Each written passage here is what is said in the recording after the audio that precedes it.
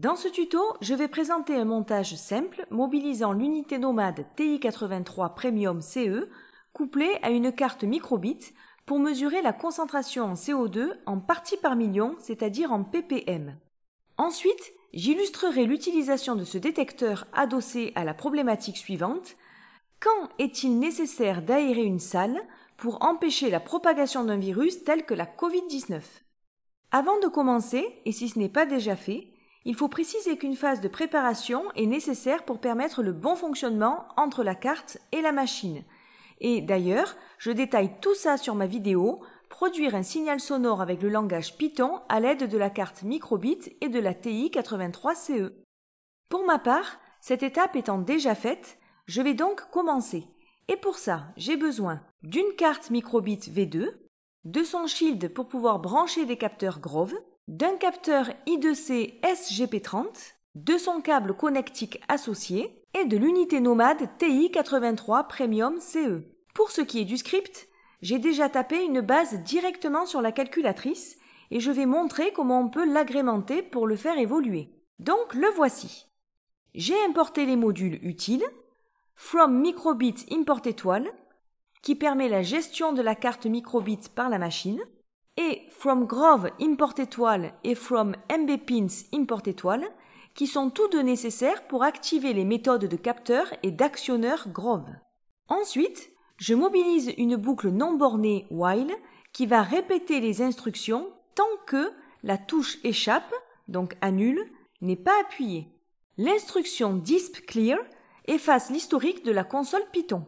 Puis, à l'aide du capteur I2C SGP30, je récupère le taux d'équivalent CO2 en ppm et de composés organiques volatiles en ppb que j'affecte aux variables CO2 pour l'un et TVOC pour l'autre.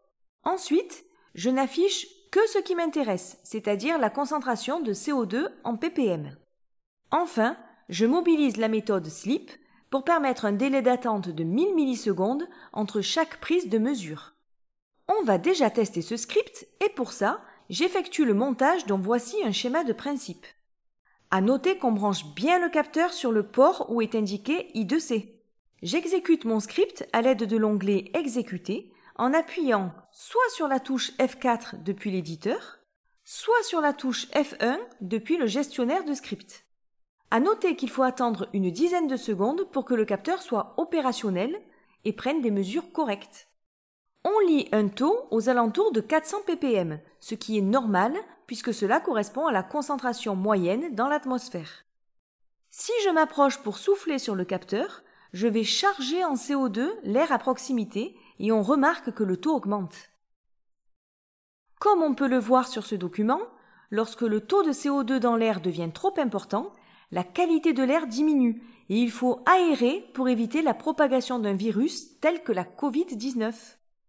Du coup, je vais modifier le script pour tenir compte, par exemple, d'une valeur de 1000 ppm à ne pas dépasser. Après avoir appuyé sur Annule pour interrompre le script, je retourne sur l'éditeur en cliquant sur Éditer, donc F4. Tout d'abord, je vais importer le module audio qui me servira pour produire une alerte sonore en cas de dépassement de la valeur limite. Je vais chercher l'instruction avec F1, puis Module.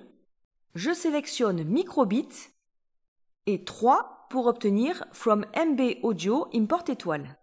Ensuite, je me déplace dans le script et je vais ajouter une condition IF. Si la variable CO2 est supérieure à 1000 ppm, alors j'affiche le message danger. Puis j'appelle l'instruction AudioPlay que je vais chercher dans le module Audio. J'y retourne pour choisir mon ambiance sonore en mettant en argument Soaring. On va pouvoir maintenant tester le script en l'exécutant avec la touche F4. Comme tout à l'heure, on lit le relevé des valeurs prises en temps réel. Je vais à nouveau m'approcher pour souffler sur le capteur afin de charger en CO2 l'air à proximité. Une fois la valeur de 1000 ppm dépassée, on voit l'indication danger apparaître et l'alerte sonore retentir. Je vais devoir aérer ma pièce. Ce tuto s'achève ici. Au revoir.